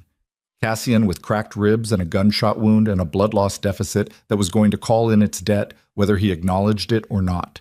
And her, a woman with a nursing degree and no identification to her real name beyond what Lucian's people already had. being volunteered for a conversation with a private banker who processed money for human traffickers. The jet banked. Milwaukee. Avery pressed her back against the seat and closed her eyes for 30 seconds. Not sleeping, not resting, just taking the 30 seconds to be fully honest with herself about what she was agreeing to, because she'd learned a long time ago that the worst decisions were the ones made without that honesty. The ones where you told yourself a partial story about what was happening and then were surprised by the part you'd... Milwaukee. Executive Airport was a small operation. 2 runways, a modest terminal building, the kind of facility that existed to service private aviation without the infrastructure overhead of a major hub. The jet touched down at 7:43 in the morning and taxied to a private hangar where a single black sedan was already waiting, engine running, no driver visible through the tinted glass. Sable had arranged it in 18 minutes from the air. Avery didn't ask how. She came down the jet stairs into cold that was sharper than Chicago's had been, drier, with a wind that cut rather than pressed, and she stood on the tarmac for 3 seconds and breathed it in and told her body that it had more to do before it got to stop. Her body did not respond enthusiastically. 27 hours without sleep. The specific depletion of sustained adrenaline, the kind of exhaustion that lives in the eye sockets and the joints and produces a particular clarity that is almost indistinguishable from calm until it isn't. The drive to Chicago took an hour and 40 minutes. She spent it in the back seat with Cassian while Declan drove and Sable navigated and 2 other personnel followed in a second vehicle that had materialized from somewhere Avery no longer had the bandwidth to question. She spent it going over the approach to Aldrich Pruis 3 times.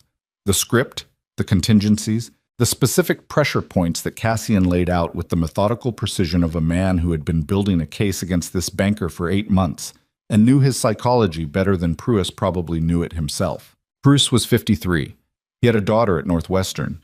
He had a second property in Door County that his wife didn't know he paid for, which meant a second life that his wife didn't know about, which meant leverage of the conventional kind that Avery was not going to use but needed to know existed. He was risk-averse by nature. The trafficking work had been profitable enough to override his instincts for 2 years, but had almost certainly been keeping him awake at night, which meant part of him had been looking for an exit that didn't require him to expose himself. He wants a way out, she said. He wants to survive, Cassian said, which is the same thing in his case. So I give him one. You give him the appearance of one. Tell him the records already exist in other hands, that his exposure is coming regardless of what he does. But cooperation now is the only path that ends with him in a reduced position rather than a maximum one. He paused. Don't threaten. He responds to threats by shutting down and calling attorneys. Present it as information, as a courtesy. Who am I? Why am I there? You're a compliance consultant, independent. You are engaged by a banking oversight body. He won't know which one, and he won't ask because asking confirms he has something to be scared of. Cassian's voice was steady and even, and she could hear underneath it the effort of keeping it that way. The ribs were audible in his breathing now, a faint catch on the inhale that he was working to suppress. You're giving him 48 hours to make a decision, and if he's already been contacted by Lucian's side, then you'll know within the first 2 minutes of the conversation, and you leave. His eyes found hers. Don't negotiate with a burned contact. Just leave. She held his gaze. And if something else goes wrong? Define else. If Lucian's people are already there, if the building is being watched, if I walk in and it's not a conversation I can walk out of. The car was quiet for a moment. There'll be a vehicle on the south side of the building, Declan said from the front. Black Tahoe. Keys in the wheel well. If you need to move fast, move to that. And if I can't reach that vehicle? Nobody answered. She turned back to the window and watched the Illinois border approach and decided that not answering was itself an answer, and that the answer was improvise, which was the answer she'd been working with since she'd found a dying man on her front porch in a blizzard and decided to drag him inside. She was apparently still improvising. She had apparently become a person for whom improvisation was the primary mode. She thought about what Declan had said on the plane stairs. Be careful with him, not because he's dangerous. She looked at Cassian from the corner of her eye. He was watching the road with that inward quality she'd cataloged, running scenarios, adjusting, managing the operational space inside his head. His left hand was resting on his knee, and the right was pressed against his rib cage, and he was doing the breathing thing, the controlled management of pain through deliberate rhythm, and she recognized it from her patients. The ones who were tough in a way that had stopped being voluntary and just became the only mode available. She looked away. The near north side address for Pruis's operation was a 12-story building on a street that managed to be both expensive and anonymous, the kind of architecture that corporate wealth produces when it doesn't want to look like it's trying. Clean stone facade, modest signage, the kind of lobby visible through the glass doors that suggested quality without display. Declan pulled the car to the curb half a block down. "Comms," Sable said, and handed Avery an earpiece so small it was nearly invisible. "One way. We can hear you. We can't respond without risking detection if you're scanned. Don't look for acknowledgement." Avery put it in. "You have a phone. It's clean. No traceable connection to anything. The number for Pruis's direct line is in the contacts under the name Fletcher." Sable's voice was professionally even. "If the meeting runs past 20 minutes, we'll initiate contact as a fire alarm to the building. You'll have 2 minutes to exit cleanly." 20 minutes is enough? It has to be. Avery got out of the car. She had on clothes that Sable had sourced during the drive. Dark trousers, a charcoal coat, a briefcase that contained 3 sheets of paper, a tablet with documents she hadn't fully read, and nothing else. She looked like a professional. She felt like a woman who hadn't slept in over a day and was about to walk into a building to convince a money launderer to hand over evidence against a criminal empire using a cover identity she'd been briefed on 40 minutes ago. She walked toward the building. The lobby was warmer than the street and smelled of the specific combination of fresh air systems and carpet that expensive corporate spaces produce. A reception desk, a security station, 2 people behind it who looked at her with the calibrated professional attention of people paid to assess without being obvious about assessing. She gave them the name Fletcher. She said she had an appointment with Mr. Pruis's office. She said it with the specific confident boredom of a person who did this routinely in many buildings and found this particular one unremarkable. They called up. They waited. They told her to take the elevator to the 9th floor. She took the elevator to the 9th floor. She stood in it alone with the hum of the mechanism and her own reflection in the polished door, and she did the breathing exercise, 4 counts in, 4 counts out. And when the doors opened, she walked out with her face arranged in the expression of a person arriving for a routine and mildly inconvenient professional obligation. Pruis was waiting in a conference room. He was smaller than she'd expected from the way Cassian had described him. Slight, with the particular build of a person who had been slender young and stayed that way into middle age through discipline rather than metabolism. Gray at the temples, very clean in the way of someone for whom personal presentation was a form of control. He stood when she came in, which told her he was either genuinely polished or genuinely nervous, and she assessed him across the handshake and the careful exchange of professional pleasantries and decided it was both. She sat down. She opened the briefcase. She placed the 3 sheets of paper on the table face down and left them there, which she'd been told to do. The presence of physical documents without their content visible was its own pressure mechanism, more effective than showing them immediately. "Mr. Pruis," she said, "I'm going to be straightforward with you because I think you're a person who prefers that." He looked at the papers. "Go ahead. You've been processing structured transfers for a private entity operating under the shell designation Volant Capital Group for 18 months, ending approximately 6 weeks ago." She held his gaze and didn't soften what came next. The transfers total approximately $47 million across 14 accounts in 4 jurisdictions. The source entity for those transfers has been identified as a partnership between an organized crime operation and a private military contractor with documented ties to trafficking networks.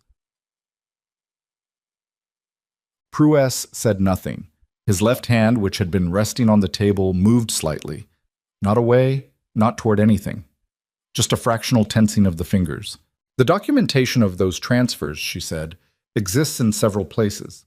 Some of those places are beyond anyone's ability to access. Some are not." She paused. "The 48 hours I'm giving you is not a deadline for cooperation. It's a window in which your voluntary provision of your own records would be treated as proactive compliance rather than compelled disclosure. I'd need to involve my legal counsel before. I'd recommend against that at this stage." She said it gently, not as a threat, exactly as Cassian had coached her. "Information, not pressure. Legal counsel involvement creates a paper trail of your awareness, which reclassifies the nature of any subsequent action. Right now, you're in a position to be a witness rather than a subject. That window is genuinely limited. Bruce looked at the face-down papers. "What's on those?" he asked. "A summary of what already exists in other hands." She turned them over. She watched his face as he read. She watched the color shift, not drain completely, but change. A specific blanching that started at the jawline and moved upward. His breathing became audible. He set the papers down after 40 seconds and looked at them as if he could revise their content through sustained attention. "I need time," he said. "You have 48 hours. "I need more than—" "You don't have more than that." She kept her voice level, almost sympathetic, because Cassian had told her that Pruess's psychology required the conversation to feel collaborative rather than coercive. "I'm sorry, that's the actual window." The silence stretched. Then Pruess said, "The records I have, they're more complete than what you're describing." "I know. They go beyond the 18 months. They go back further. The Volant structure was— There are things in those records that involve people whose names would—" He stopped himself. "I understand. If I provide them, what guarantee—" "I'm not in a position to offer guarantees. I can tell you how the process works and what proactive cooperation has historically produced in situations structured like this one." She held his gaze. "But I can't promise you an outcome. Nobody can do that honestly." He looked at her. She held the look. 34 seconds. She counted them. Before he looked down at the table and said, "I'll need a secure transfer protocol." The earpiece in her ear was silent, as promised, but she felt the information land with a weight that she understood would matter. That in a car half a block away, Cassian Voss had just heard a frightened banker agree to give them the thing they'd lost when Kenji's secondary location burned. She had been in the building for 11 minutes. She stood up. She said she'd be in touch with transfer protocols within 6 hours. She said it with the same professional boredom she'd carried in with her, and she picked up the briefcase and the papers, and she walked out of the conference room and down the corridor and into the elevator. And it was only when the elevator doors closed that she let herself lean against the wall for 3 seconds and close her eyes. Then the elevator reached the lobby, and she straightened and walked through the lobby and out the door and down the sidewalk toward the car. She was 15 feet from the car when she saw Declan's expression through the windshield, not the controlled assessment face. Something else, something that made her move faster without deciding to move faster, the body ahead of the brain. And she got to the car and opened the door and got in and said, "What?" "Mercer made a call," Sable said from the front, 40 minutes ago, before we jammed his communication. He had time. Avery looked at Cassian. Cassian looked back at her and his face had gone into that stillness again. But this time it wasn't the stillness of absorbing bad news. It was the stillness of a man who has already moved past the bad news into what comes after it. "How long do we have?" she asked. "We don't know that Mercer gave them this location specifically," Declan said. "He knew about Wyoming. He didn't necessarily know about—" "He knew about Pruess," Cassian said. The sentence dropped into the car like something solid. "The compliance review 6 weeks ago, when Mercer was present." Cassian's voice was measured and quiet. "Pruess's building was part of the Chicago operational map that was reviewed at that meeting. If Mercer was feeding Lucien information for months, the map was compromised. Lucien knows this address." Avery looked out the car window at the building she'd just walked out of, at the lobby doors, at the street. "Drive," she said.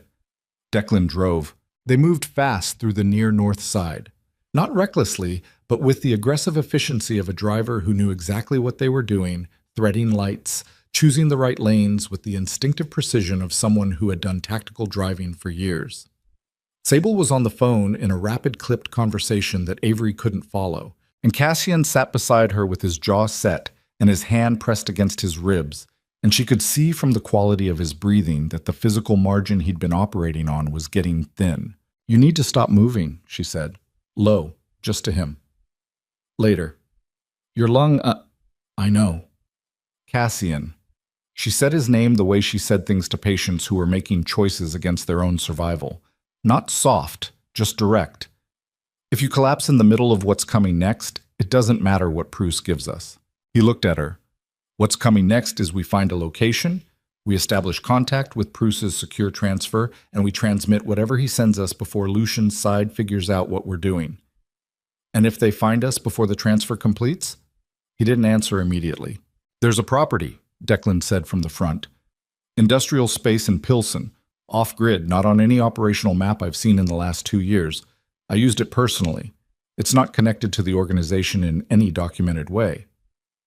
How personal? Cassian asked. Completely. It's in my name. My private name, not a shell. A pause. Which means Lucien doesn't have it, because if he had it, he'd have used it against me already. Cassian was quiet for a moment. How far? 12 minutes. The 12 minutes passed in the specific compressed time of a car full of people calculating odds. Avery watched the city slide by outside the windows.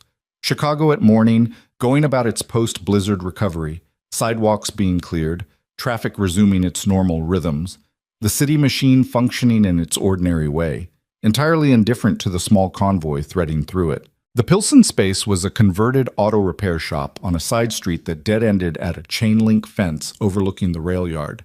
Declan had a key. The interior was cold and dark, concrete floors, a hydraulic lift that hadn't been used in years, a back office with a table and 2 chairs, and a space heater that took 4 minutes to make a dent in the temperature. They got Cassian into one of the chairs.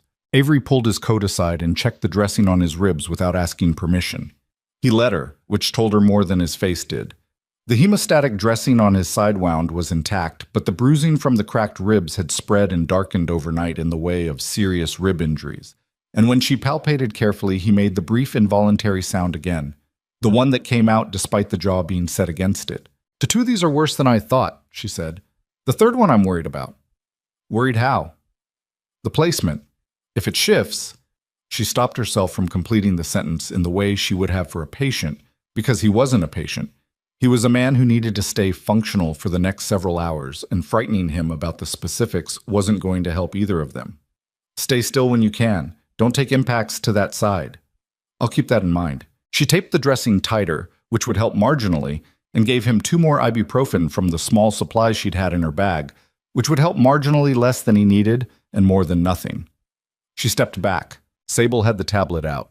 She'd established contact with a secure transfer protocol and sent it to the number Avery had used for Pruis, and they were waiting, the specific waiting of a situation where the next thing to happen was outside their control, dependent on a frightened banker in a 9th-floor conference room deciding that his survival instinct was stronger than his paralysis. 15 minutes. 20. Declan was at the window that faced the street, watching the dead-end approach with the steady vigilance of someone who had been doing this kind of watching for years and had learned to read a street's normal rhythms well enough to notice when they changed. 26 minutes after they arrived, Sable's tablet notified. The transfer had initiated. It was a large file. Pruce had not been understating the depth of his records. Sable watched the progress on the tablet, and the percentage climbed with the specific agonizing slowness of a large file moving through a secure encrypted channel, and Avery stood beside her and watched the number climb and felt every percentage point in her chest. 42%, 58. Vehicle, Declan said from the window. His voice had changed, not loud, but with the specific compression of someone delivering tactical information. Everyone in the room went still. 1 vehicle, dark, moving slow. He paused. Stopped. 67%. 2 men out. They're looking at the building. Cassian was on his feet. He'd moved from the chair before Avery had registered him moving, and she saw in the way he was standing that the pain from the ribs had been shunted somewhere else, into a different register, the physiological override that happens when survival demands it, the body reallocating resources from sensation to function. How did they find this location? Declan said it quietly, and there was something in his voice that Avery hadn't heard from him before, not accusation this time, something closer to grief. They didn't follow us, Sable said. We ran counter-surveillance through 4 direction changes. Then someone told them. The sentence sat in the cold air of the repair shop and nobody finished it. But everyone in the room was doing the same calculation, arriving at the same uncomfortable set of possible conclusions. 79%, Sable said. How long for the remainder? Cassian asked. 4 minutes. Maybe 5. From the street, distant but clarifying, the sound of more vehicles. Not one, not two. Declan turned from the window. His face was stripped down to something functional and certain, the specific expression of a man who has run out of versions of the situation that don't require action. There are 4 vehicles. They're blocking the street entrance. Avery looked at the tablet. 81%. She looked at Cassian. He was looking back at her with those gray eyes, and the thing in them was different now from every other time she'd looked into them over the past 24 hours. Not the controlled assessment, not the calculation, not the carefully managed admission of cost. Something raw, something that acknowledged without saying it that the next several minutes were going to require something from all of them that couldn't be managed or calculated or controlled. "The rail yard," he said. "Through the back." "The fence?" "I saw a gate at the south end when we drove in, padlocked." He looked at Declan. "Can you get through a padlocked gate?" Declan reached into his jacket and produced a compact bolt cutter that he'd apparently been carrying as a matter of course. He said nothing. He walked toward the back of the shop. Sable moved toward the back exit, tablet in hand, watching the percentage climb. 86. Avery picked up her bag, and then the front of the building exploded inward. Not a bomb. A battering vehicle, something heavy driven directly into the roll-up door, the metal folding and shrieking and the cold air of the street flooding in with it. And in the sudden breach, Avery saw the shapes of men moving in fast tactical formation, and her body moved before her brain caught up, moving toward the back of the building, toward Declan and the bolt cutter and the gate. Sable was still watching the tablet, running with it, 91%. Cassian was beside her. She could hear his breathing, the catch on the inhale that was worse now, that the movement was costing him. And behind them there were shouts, the specific controlled shouting of people moving through a space in formation. And there was a sound she recognized from the trauma bay, the sound of a body impacting a surface at velocity, and she didn't look back. Declan hit the back door and it opened, and the cold of the rail yard hit them. Open space, the smell of iron and gravel, the elevated tracks 20 meters ahead, and the fence with the gate at the south end exactly where Cassian had said it was. She was running. She hadn't run seriously since a hospital evacuation drill 2 years ago, and her body remembered it with the complaint of someone who hadn't been warned.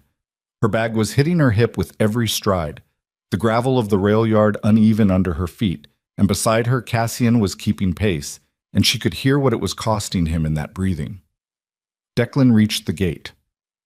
The bolt cutter went through the padlock in one motion, practiced, efficient, the movement of someone who had done it before. The gate swung. They went through. Behind them, not far enough behind, the sound of the back door of the repair shop opening, shouted instructions, the sound of feet on gravel.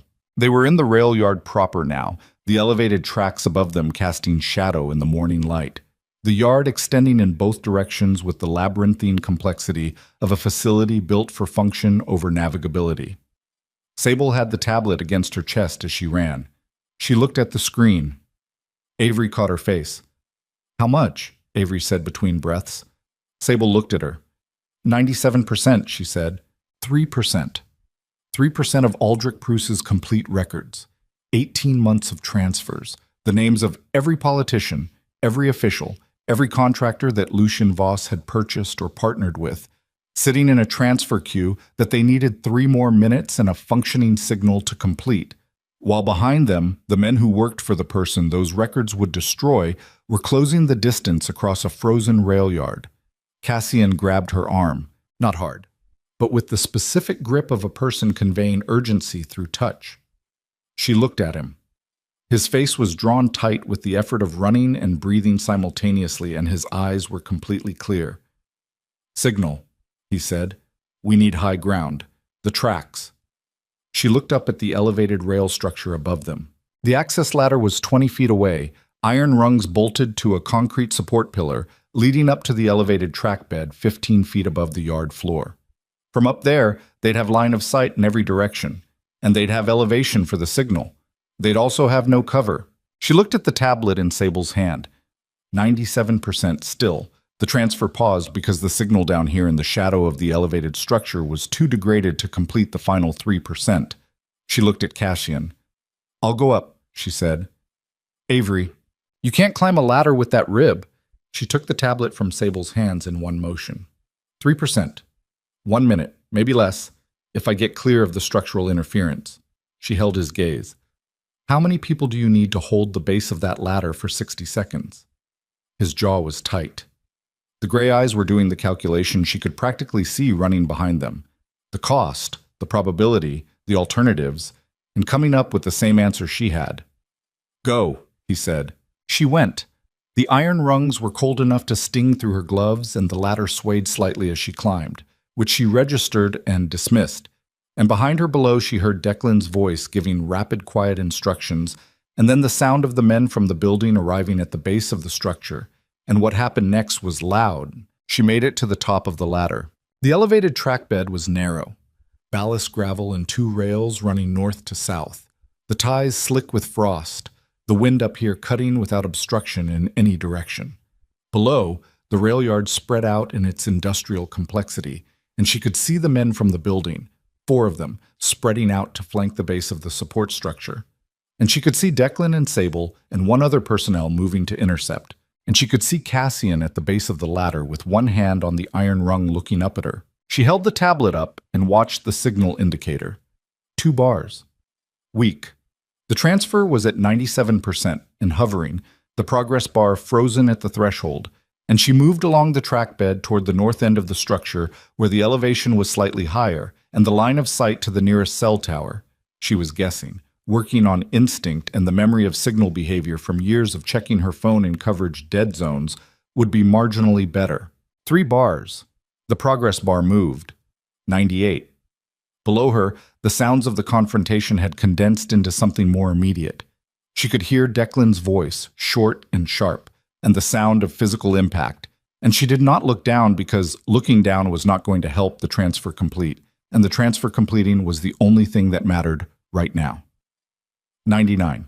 The wind hit her sideways, and she planted her feet wider on the track bed and held the tablet with both hands and watched the screen and breathed. 100%. Transfer complete. She looked at the screen for a moment. Just a moment, the documents distributed, the records sent to the 3 federal oversight addresses Sable had set up, the investigative journalists, the international banking regulators, $47 million of documented transfers, names, dates, account numbers, the complete forensic architecture of what Lucien Voss had built. Gone, dispersed, impossible to call back or erase. She put the tablet in her bag. She went back to the ladder. Going down was harder than going up. Her hands were cold enough that the grip was effortful, and she was moving as fast as she could manage. And she was 3 rungs from the bottom when she dropped and landed on the gravel and went to 1 knee. Cassian caught her arm. His grip was the same as the first time, on her front porch in the blizzard. That specific wrong direction strength of a man running on something past his physical margin. But it was there. He was there. Done? He said. Done. He let go of her arm. They ran. The running lasted 4 more minutes, through the rail yard, south along the fence line, to a road that bordered the yard where Sable had a vehicle waiting that Avery did not ask the provenance of. They got in. They moved. Declan was bleeding from a cut above his eye that was producing the specific volume that head wounds produce, dramatic and fast, soaking the collar of his jacket. And he drove anyway, 1 hand pressing a wadded cloth to the cut with the practical indifference of a person who had bled before and had prioritized correctly. Sable was on the phone. The 3rd personnel member, a man named Walsh, who had never said a word to Avery across the entire duration of this situation, was sitting in the back seat beside her, pressing a hand to his left side in a way she recognized. She looked at him. Walsh. He looked at her. Let me see. He moved his hand. She assessed. Not a gunshot. A blade wound, shallow but long, across the lower left ribs. Bleeding controlled but consistent. She got the medical kit from her bag. Depleted now, 3 days into a situation that had been 1 night's worth of emergency. And she worked on him in the moving car, which was not ideal. And she did it well enough. He said nothing the entire time. When she finished and sat back, he looked at her with an expression she hadn't seen from him before. Thank you, he said. It came out like something he didn't say often. Don't thank me yet, she said. That needs proper closure in a real facility within the next 6 hours. He nodded once. Then he went back to looking out the window in silence. Sable ended her call. The transmissions went through, she said. All 3 federal addresses confirmed receipt. The journalist contacts are responding. The banking regulators, she paused, reading something on her phone, have flagged it as priority for the financial crimes unit. Nobody celebrated. There was nothing to celebrate yet. There was relief of a technical kind. The confirmation that the thing they'd been trying to do was done, but it sat inside a context that was still dangerous and still unresolved, and the people in the car had been operating in that context long enough to know the difference between a task completed and a situation ended. Lucien, Cassian said. His Gold Coast property went active 40 minutes ago, Sable said. He's there. He'll know about the transmissions. Within the hour, the organizations receiving those transmissions move fast. They'll have preliminary holds in place before the day is out. Sable paused. His network will start fracturing. The people connected to him who have their own exposure in those records will be looking for ways to distance themselves before the holds land. That's when he becomes most dangerous, Cassian said. Avery looked at him. Cornered, he said simply. Lucian cornered is worse than Lucian in control. In control, he's strategic. Cornered, he's... He stopped. He'll come directly. He'll come for you, Declan said from the front. Yes. Then we don't wait for it. Declan's voice carried the specific weight of a decision already made. We go to the Gold Coast property. The silence in the car lasted approximately 4 seconds. That's what he expects, Sable said. He expects us to run, Declan said. He's been chasing us for 3 days. He's going to wake up this morning to news that the transmissions went out, and he's going to understand that his window has closed, and the only move left is to eliminate the source before the testimony matters. He glanced in the rearview mirror at Cassian. The source is you. He'll come with everything he has left. Let's choose the ground. The Gold Coast property was a building that didn't announce itself. No signage, residential facade, the kind of building that existed in that neighborhood as a relic of old money that had decided privacy was the ultimate luxury. They were on the street outside it in 40 minutes, the second vehicle from Pilsen having rejoined them 2 miles back. It was 11:20 in the morning.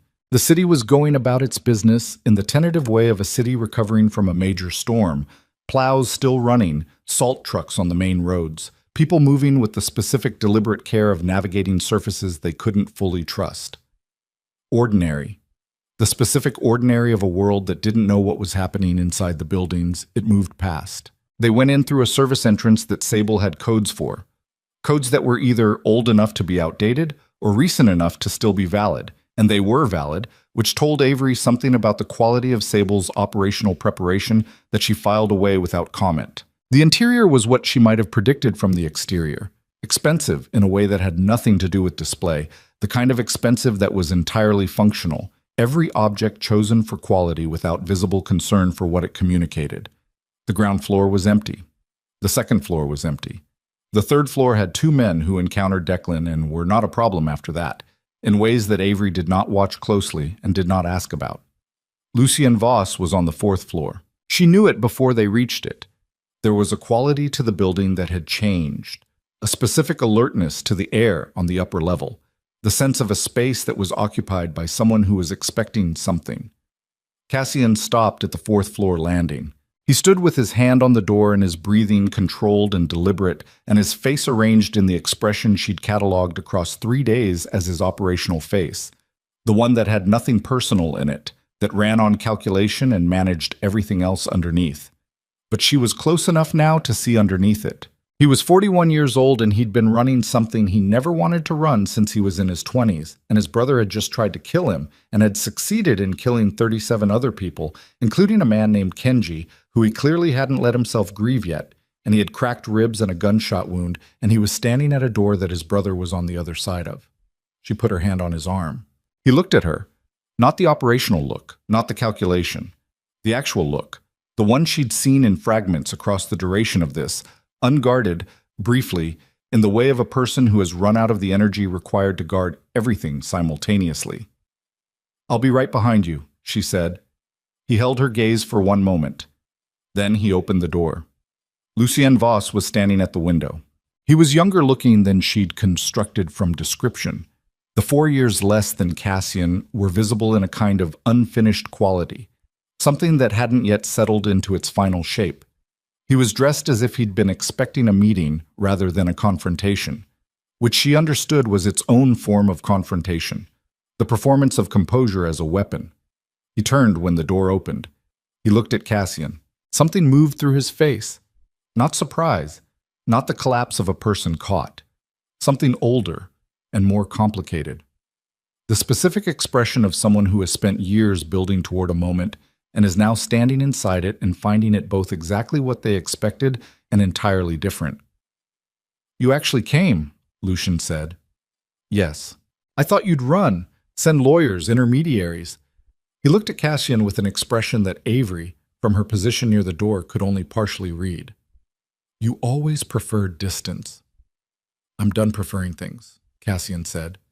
Lucian's eyes moved to Avery, assessed her with a quick, comprehensive look, moved back to Cassian.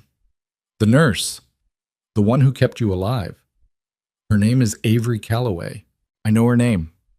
Something in Lucian's voice had an edge to it that was almost conversational, almost ordinary, the kind of voice you used in discussions rather than confrontations, which made it worse somehow. 47 people are dead because you decided to copy files instead of talking to me." 47 people are dead because you put them in that warehouse, Cassian said. "I put them there because you wouldn't listen. You wouldn't move. You sat on top of everything and refused to let it grow and refused to let anyone else have a say. You partnered with traffickers, Lucian." The sentence landed in the room and stayed there. Lucian's jaw moved. "That's a simplification. It's an accurate description of a specific set of financial transfers that are currently in the possession of 3 federal agencies, 2 investigative journalists, and an international banking regulatory body." Cassian's voice was even, stripped of everything except the fact. "It's over. What's left to decide is how you walk out of this building." "You think I'll walk out of this building?" Lucien said it slowly, not as a question. "I think the people downstairs have secured your remaining personnel. I think the transmissions that went out this morning have already triggered preliminary holds on the financial network. I think within 72 hours the infrastructure is gone." Cassian paused. "I think you have a choice. Cooperation with investigators gets you a process. Running gets you a manhunt." Lucien looked at him for a long time. "You'd testify," he said. "Against your own, I already agreed to cooperate fully. That agreement was made 2 hours ago." Cassian held his brother's gaze. "It's done." Something happened in Lucian's face, the composure architecture cracking along specific lines, showing what was underneath, which was not the calculated ambition Avery had expected, but something raw. Something that might have been, underneath everything, a much older and simpler thing. A younger brother who had wanted something from an older one and had chosen the most catastrophic possible method of trying to take it. She was not moved by this. She thought about 37 people, about Kenji, about the fire at the secondary location.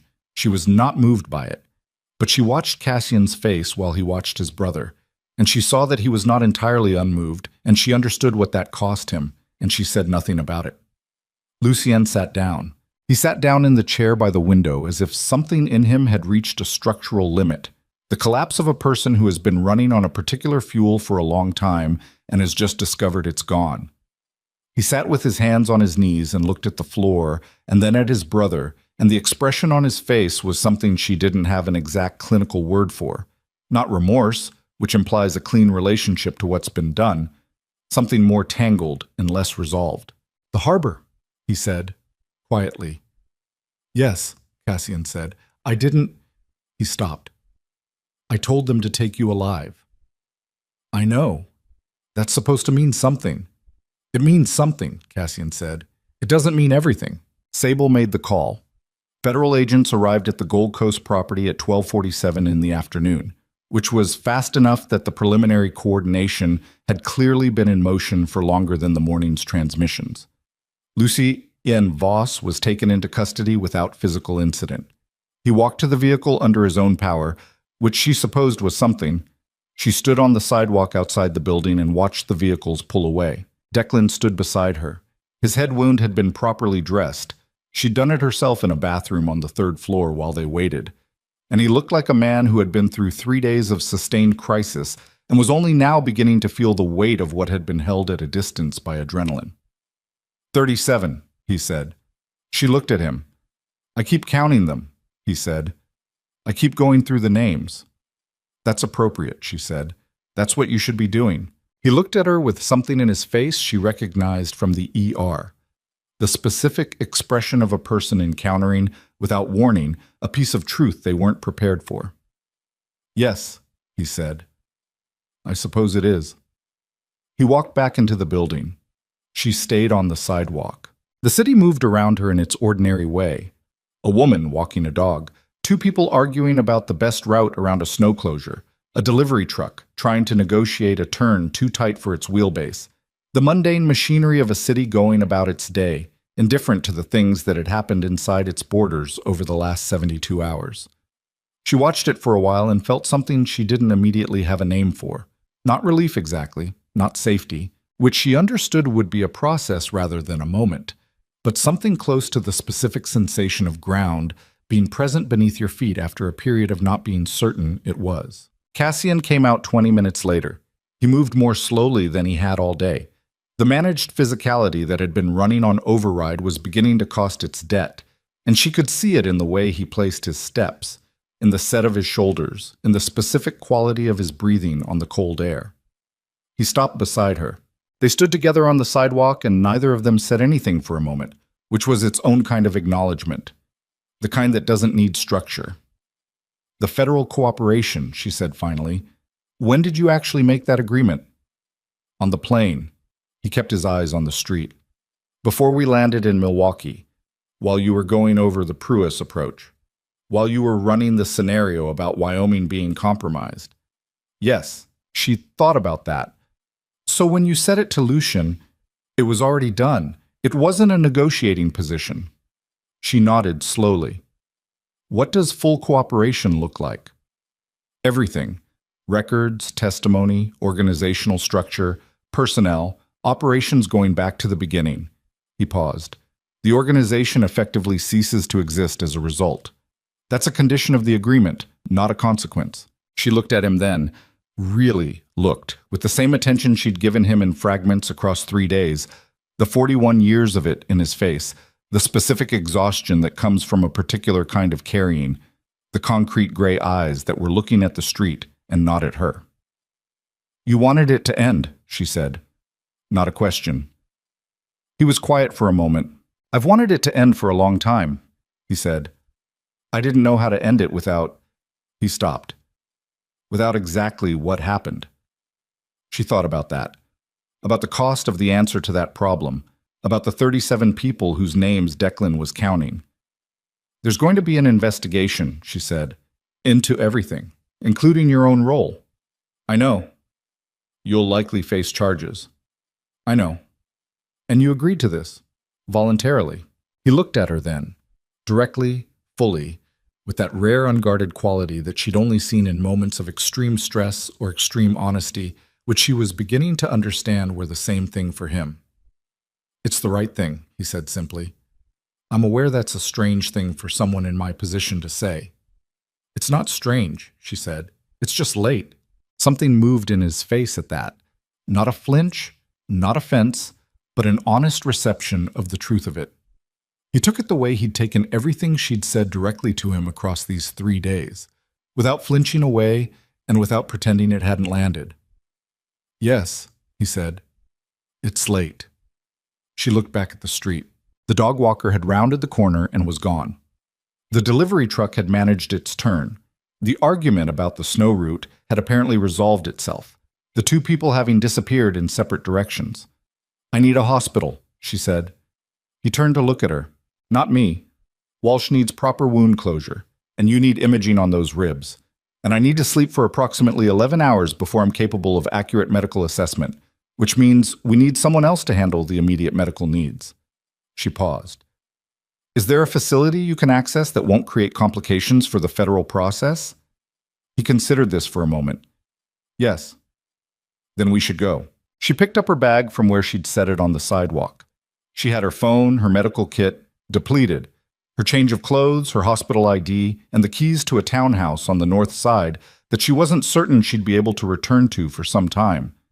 She thought about the plants on the windowsill. She thought about the blood on her couch that would never come out. She thought about a trail of red cutting through white snow on a sidewalk she'd walked for 4 years, and the specific moment she'd stopped and looked down and seen it, and the decision she'd made in the 30 seconds after that. She didn't know if it had been the right decision. She suspected it was the kind of decision that wasn't right or wrong in the clean sense, that existed in the more complicated territory of decisions made by imperfect people in impossible moments that could only be evaluated by what came after. What came after was going to take a long time to know. Months passed. The Voss organization's financial infrastructure collapsed over a period of 6 weeks. Account holds, asset seizures, the slow disassembly of a structure that had been built over decades, coming apart in the specific way of things that have been built on foundations that were always going to fail. The trafficking partnerships were dismantled. 3 sitting members of a state oversight committee were indicted. A federal circuit judge entered into cooperation negotiations. Aldrich Pruis received a substantially reduced charge in exchange for full testimony and spent the subsequent months in the specific misery of a man whose calculated survival instinct had, in the end, served him correctly. Henrik Mercer was found in Milwaukee 3 weeks after the rail yard.